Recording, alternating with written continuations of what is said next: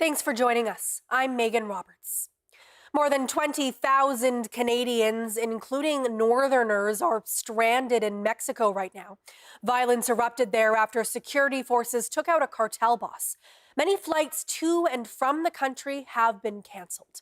We'll tell you about how it's all impacting Canadians. But first, Katie Silver brings us the latest from Mexico City.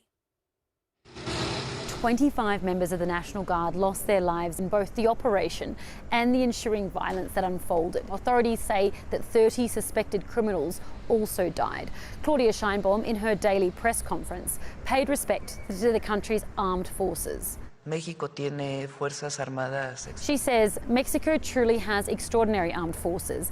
They are prepared men and women, professionals with great vision, great patriotism, with enormous preparation. Our condolences to the families of members who lost their lives. Now, in terms of how authorities knew where he was, we heard from the Defence Minister earlier this morning, who spoke about one of his lovers speaking to a confidant, who then tipped off authorities, and they planned this raid for the following day. Now, this occurred in the area of Tapalpa, a town about 2 hours southwest from Guadalajara. And according to the authorities, El Mencho, as well as 2 bodyguards, were injured and then airlifted following the attack, and they died on their way to Mexico City. Nemesio Osquera, or El Mencho, was leader of the Jalisco New Generation Cartel. He previously served 3 years in a prison in the United States for drug offences and has been one of the leading figures for decades in Mexico's cartels. He was Mexico's most wanted man and one of the most wanted men in the US, with a $15 million bounty on his head. And in fact, a year ago, President Trump declared the group a terrorist group within the United States. As a result of all this, we saw significant intelligence sharing. The Mexican embassy in the US saying that the US provided information which helped with this raid. Now, here in Mexico today, things do feel somewhat more calm. Jalisco, the state, remains in code red. Schools are closed and much of the state remains in lockdown. Sometimes it happens that there's a calm whilst the cartel does potentially prepare for another onslaught. So authorities here are certainly on high alert. Katie Silver for CBC News, Mexico City. The Canadian government says it's staying on top of the situation in Mexico, updating travel information on its website and talking with officials there. I am monitoring the serious and rapidly evolving security situation in various regions of Mexico. I am in contact with my Mexican counterpart, who expects the situation to normalize in the coming days. The minister says the situation remains fluid, so tourists should follow local authorities. More than 26,000 Canadians in Mexico have registered with Global Affairs Canada so far. Onund says 2 Canadians have been injured. The injuries are not life-threatening. So far, the government is not planning to send planes to bring home Canadians. One of the Canadians stuck in Mexico is former Yukon Commissioner Doug Phillips. He describes his situation on the ground in Puerto Vallarta. We're kind of in no man's land right now as WestJet has canceled, and I think Air Canada as well. And you got to be able to get to the airport from here. And some of the cars that were burning were on the road and bridges to the airport. So until that gets an all clear, I don't suppose anybody will be going anywhere. So Phillips says he's safe and sheltering at his hotel. He says he saw more than 15 fires from his hotel's balcony at the height of the violence on Sunday.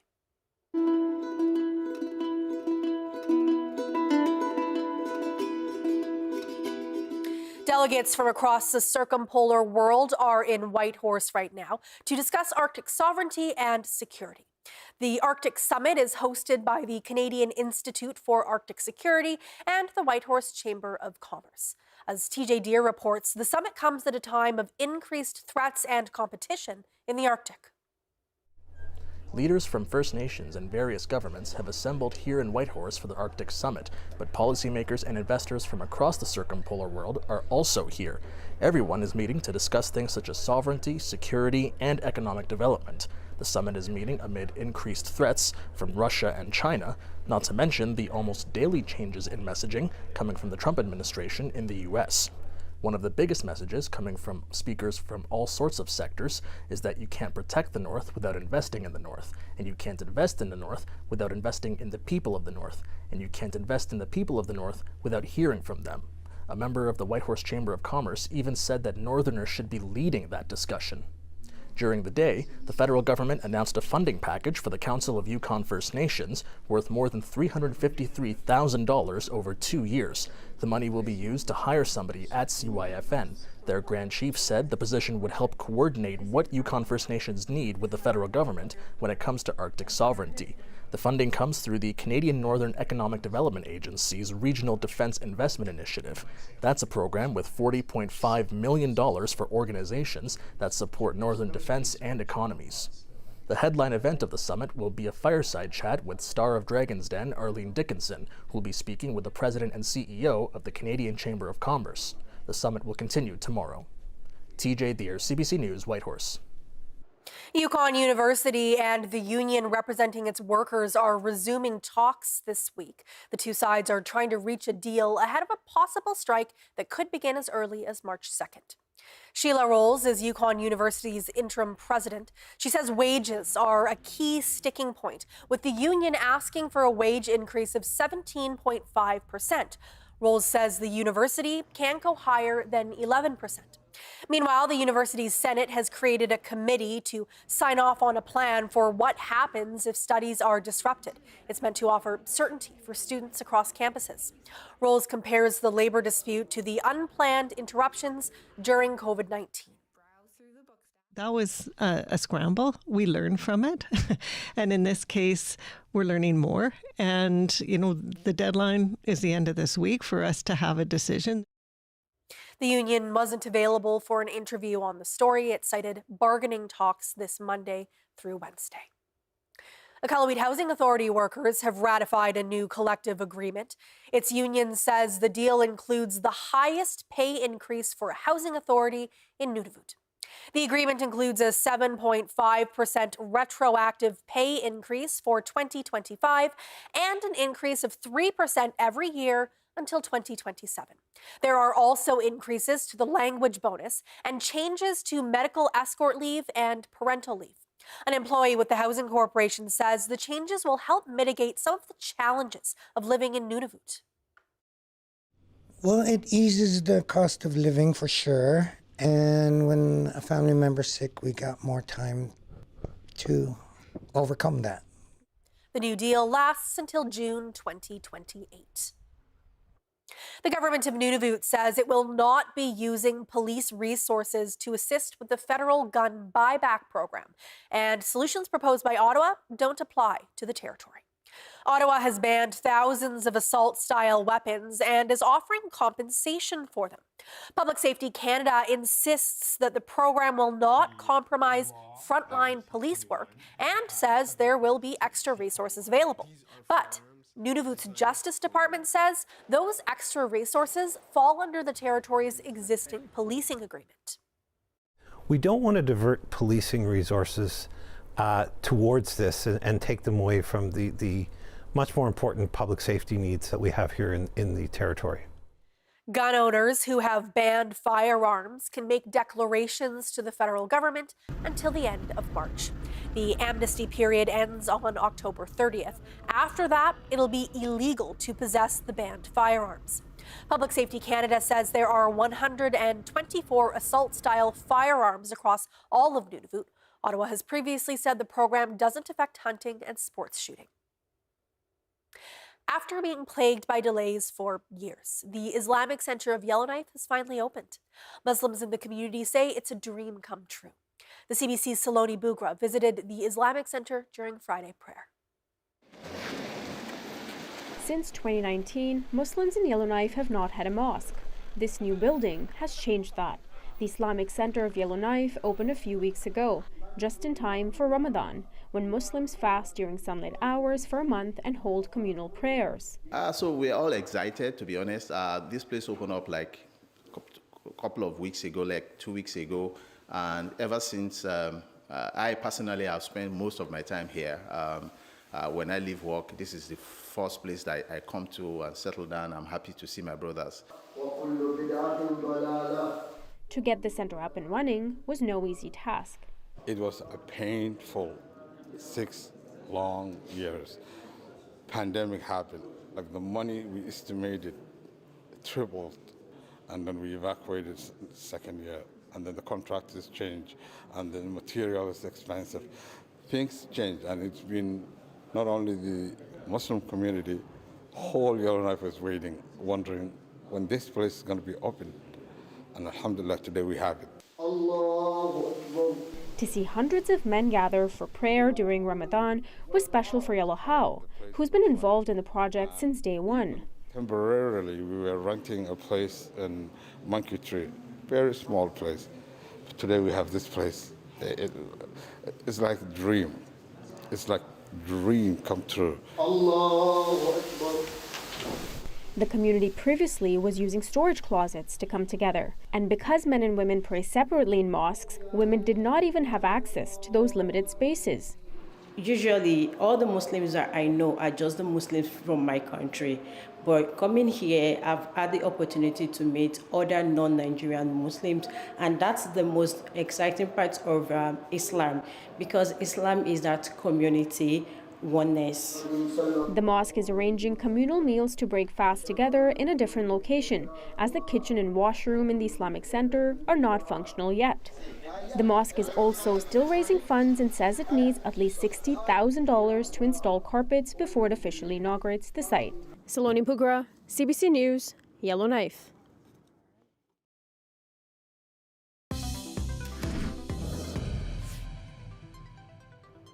We heard earlier about the Arctic Summit happening in Whitehorse and how it's examining the shift in the geopolitical landscape.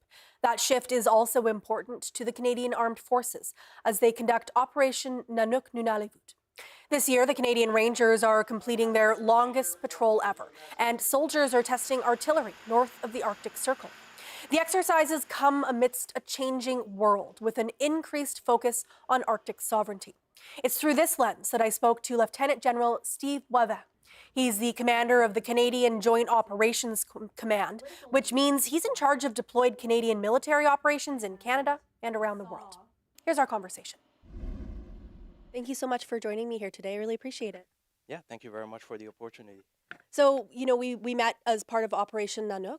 Tell me about the expansion of Operation Nanook and also what impact Northerners will see as it expands and evolves. Yeah, let's start with the why. So the Canadian Armed Forces' top priority is the defense of Canada.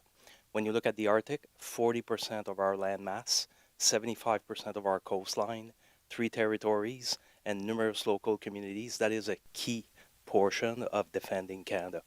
As we look at defending Canada, we're expanding Operation Nanook, an operation that's meant to detect threats, deter competitors, and if required, defend Canada.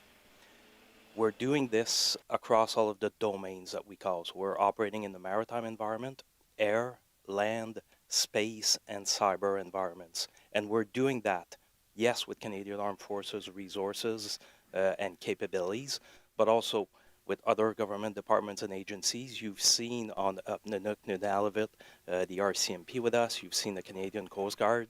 So we're doing that with our partners. In addition, we're very much doing that with our allies. You've seen on Nunalivut that Americans were there, Denmark members, and we're expecting on this serial some French and Belgian divers to join us.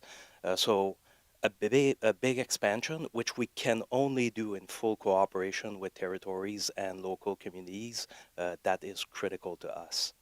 Yeah, what are some of the differences that Northerners will see in this expansion? Will they see, longer operations? I know the goal is a near persistent presence. So what will people see kind of in practical terms? So a near persistent operations approach. We already have a permanent presence of Canadian Armed Forces members, so Northerners are used to that. They know that we've got Joint Task Force North in Yellowknife. We've got Resolute Bay, we've got CFS Alert with Canadian Armed Forces members. We've got 440 Squadron flying Twin Otters that people are regularly seeing. And we've got our Canadian Rangers that are across the Arctic. Now, in order to expand up Nanook, we're very much aware that we have to expand that permanent footprint. And what that means is we're currently looking at how can we do that. It's not going to be an expansion over 1 year or 2. We have to do that in very close collaboration with the territories and the local communities to minimize the impact. But we know that we have to grow that permanent footprint. both here at JTFN in Yellowknife, but also across the Arctic. And one of the key initiatives that you probably heard are the Northern Operational Support Hubs, or logistics nodes in simple terms, already announced in Inuvik, Yellowknife, and Iqaluit, where we're going to set up logistics node from where we can sustain our operations. Let's talk a little bit about the detect, deter, and defend. As you mentioned, it's a vast, vast amount of land, a vast amount of coastline, and the populations tend to be quite small. So even though people are out on the land and they do see things, it would be very difficult to monitor all of it at one point. So what is the strategy for meeting those three goals when the footprint in the Arctic is relatively small for both population and military? Yeah. The rangers are and will remain a key aspect of this to understand the environment, eyes and ears out there reporting. They are the CAF capability that are the best to understand the environment and help us understand what's going on. In addition to that, a number of technological developments are allowing us to better understand the environment. You've seen us yesterday stop at the Arctic Research Center, and those are all opportunities to look at how do we use technology, how do we get a better understanding across all of the domains. So this is better understanding what's going on in the maritime, air, land, space, and cyber domains. And you'd mentioned allies as well. We live in an interesting geopolitical time where some of our traditional alliances in the political domain are, in the news cycle. And we saw a number of different soldiers that were taking part in these visits. So clearly, to me, it seems like the military alliances are still strong, but how do you navigate what's going on politically when you're still, holding up those alliances in a military capacity? Yep. We navigate that by making sure that the military-to-military relationships remain as strong as ever. Therefore, we've doubled down on all of our military relationships across our NATO alliance, our partners, and I can tell you that those relationships are very strong at the tactical, at the operational, and strategic levels.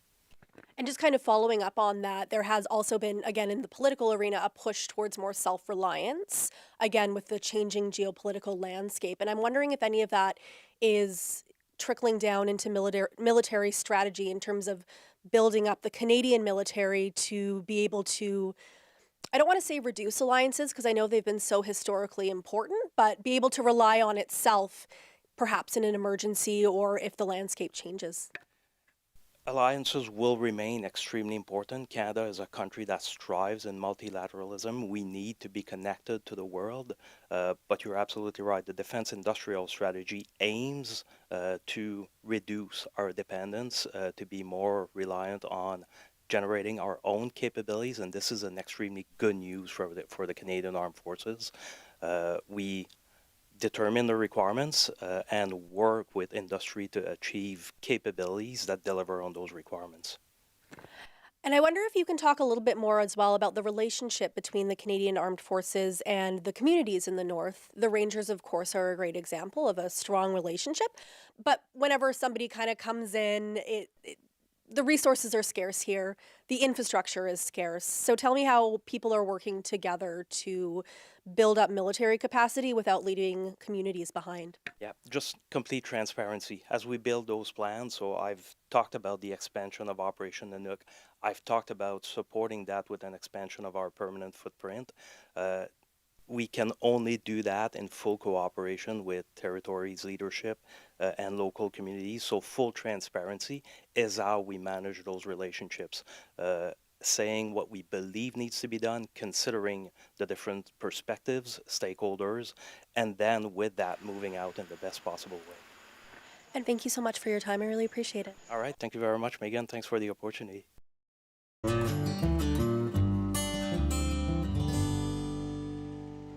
Clown makeup, Dolly Parton wigs, and a whole lot of fun. That is what people found at the 127th Dawson City International Curling Bonspiel this past weekend. Isabella Calisi takes us there. We're here to win. Here to win? And look good. Yes, we are. And look good. This is one of the longest running bonspiels in the world. dating back to 1899. 16 curling teams from across the territory and a few from out east came in and joined in the battle of the band's themed bonspiel. These two came from Nova Scotia to curl with us, so it's really nice to have them up here. They were the ones that taught me how to curl 12 or so years ago, and then I moved up here and kept going. Some costumes were more elaborate than others, but fun was had by everyone involved. Games went all day, with some playing at midnight due to only having 2 lanes at the Dawson Curling Club. You know, they get a little bit in the way, and they popped out on me when I was trying to get the slip on, and I had to eventually abandon my bust to be able to curl yesterday. Look at us. We're beautiful. We spew love. Up, up, down, kindness, down, left, right. goodness. AB, select, start, infinite lives. Woo, woo. Yeah. What is better? Some traditions that have stuck out is the winning team from any match buying a round for the losing one. And if you hog the rock too much or doesn't hit any others when it's thrown into the house, then you have to put $1 in the piggy bank and write your name on the poster for someone to throw a dart at later on. We don't curl that much. We've got kids now, so we come out, we play in the bonspiel once a year, and it's real fun, you know, to get out there and get your blood going a little bit. The nerves get going when you have to make a big shot, and making that shot's really fun. We've had a couple of those, and it'd be nice to have a few more tonight. In the end, Team Winter Sweep took gold in the bonspiel's A bracket, beating out the Steelers' wheel. But fun was had for all curlers in Dawson on the bonspiel weekend. Isabel Khaleesi, CBC News, Dawson City. A+ costumes and curling names, guys. Really well done. The 2026 Yukon Rendezvous Festival has officially ended. The multi-day event is held every February in Whitehorse. Bruce Dela Cruz checked it out. Shipyards Park was filled with the sounds of laughter, cheering, and music, despite the weather. It's the coldest day of Rendezvous so far, -30, but we're doing it. This former Rendezvous president and longtime volunteer said everything went smoothly. We're really happy with how it's been going. It's cold, but yes, Yukoners are stalwart, and Yukoners come out, and we're proud to be here. Other volunteers say it feels good to get involved. Oh, it has been amazing being a volunteer. I've had the opportunity to work on the CKRW, the Rush Snowpad. I've had the opportunity to partake in the Whitehorse Motor Fords, Sourdough Sound shows. It feels so good to be able to give back to the community that has given so much to me. Yukoners say the traditions of Rendezvous are what keeps them coming back. Oh, it's been fantastic. The snow carvings are beautiful. The energy from all the participants that have come and the folks that have been putting it on has been awesome. A little chillier than last year, but just as much fun. I think it's a lot of fun. There's a lot of tradition to it, and it's always fun to get outside in the wintertime with fun events like this. I think it's just a great time of year to come together and celebrate and do a community thing. So, yeah, there's people I see here every year. I only see them at Rendezvous. I'm not visiting from out of town, and I came out specifically for it. Anytime you got something that gets a community out like this that's been going on for this long, it's worth keeping going. I, for one, love this event because everybody's outside. It's -27, and, you know, Swede saw events and flower packing and axe throwing and doing all these northern things.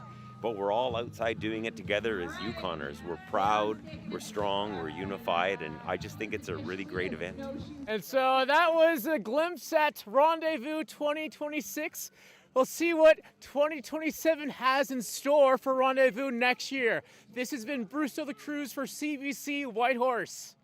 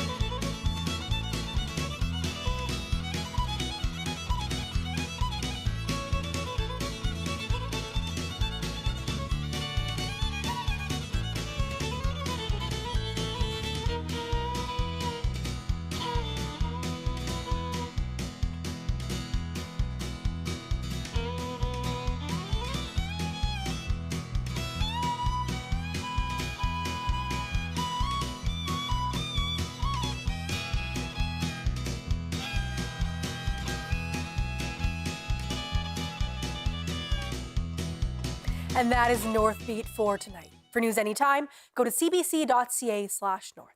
Thank you for watching. We leave you tonight with some images from Atlin, British Columbia. On Friday, the community opened a new outdoor arena. The Taku River Tlingit First Nation spearheaded the project. After an opening ceremony, residents enjoyed a family skate, a fire pit, and hot chocolate. I'm Megan Roberts. Have a good night.